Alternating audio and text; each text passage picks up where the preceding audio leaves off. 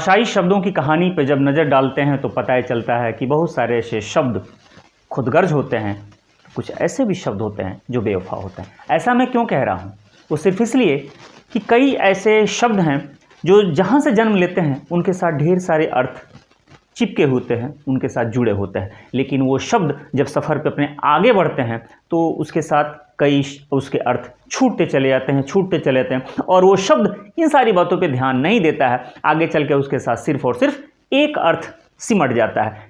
इस मामले में उसे कहा जाता है कि शब्द जो है खुदगर्ज है। लेकिन कुछ शब्द ऐसे भी होते हैं जो बेवफा होते हैं। ऐसा मैं क्यों कह रहा हूँ? सिर्फ इसलिए कि जहाँ से उसका जन्म होता है उसके साथ कोई और अर्थ उसके साथ जुड़ा होता है, लेकिन साल दर साल वो जब शब्द आगे बढ़ता है तो पता ही चलता है कि आज किसी और अर्थ में उसका प्रयोग किया जा रहा है। आइए ऐसे ही शब्द की बात किया जाए। वो शब्द है विष। विष, अगर मैं विष कहूं तो सीधे आपको लगेगा कि मैं जहर की बात कह रहा हूं, गरल की बात कर रहा हूं। लेकिन जब संस्कृत के पन्ने पलटेंगे तो पता ही चलेगा कि विष का जो जन्म हुआ था तो विष शब्द के कई अर्थ उसमें छुपे हुए थे। वामन शिवराम आप्टे ने संस्कृत शब्दकोश में बड़ा ही सुंदर इसका उल्लेख किया हुआ है।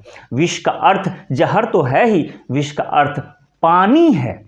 विष का अर्थ कमल नाल के रेसे यानी कि तंतु हैं। यहां तक कि नीले कमल को भी विष कहा गया है। भगवान शिव की पर्यायवाची तो खैर है ही।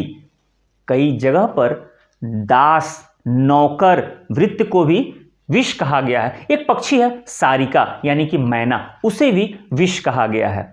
लेकिन अब बताइए, इतने सारे अर्थ समेटे हुए जब विष अपने सफर पे निकलता है तो क्या ये जितने भी अर्थ हैं वो धीरे धीरे छूटते नहीं चले गए? आज के डेट में कहीं भी आप कह दीजिए विष तो विष का सिर्फ एक अर्थ लोग लगाएंगे, और वो अर्थ कौन सा है? जहर सा है। तो सारे अर्थ इससे धीरे धीरे करके छूटते चले गए। तो इसीलिए मैंने कहा कि वो शब्द विष एग्जाम्पल के रूप में मिल गया आपको कि विष जो है ये खुदगर्ज है। किसी पे ध्यान नहीं दिया, बस सीधे आगे बढ़ता चला गया। बाकी कौन इसके साथ आ रहा है, जा रहा है, इससे कोई मतलब नहीं। एक बड़ा ही सुंदर वाक्य आपको देखने को मिलेगा। विषम जलधरय पितम मूर्छिता पथिका कांगना, यानी कि सीधा सीधा इसमें लिखा है कि बादल जब विष गिराता है तो बहुत सारी राह चलती कन्याएं मदहोश हो जाती हैं, मूर्छित हो जाती हैं। तो यहां पर विष का अर्थ जहर से नहीं है, यहां पर विष का अर्थ पानी है। निघुंट में एक वाक्य मिलता है, विषम जलम आपह। साफ साफ उसमें लिखा गया है कि विष का एक अर्थ जल होता है, विष का अर्थ सिर्फ और सिर्फ गरल नहीं होता है। खैर, तो मैंने आपको विष के ढेर सारे अर्थ बता दिए, लेकिन आज के डेट में विष एक ही अर्थ लिए बैठा हुआ है। तो ऐसे ही शब्दों का सफर होता है, बहुत सारी चीज़ें हम नहीं जानते हैं।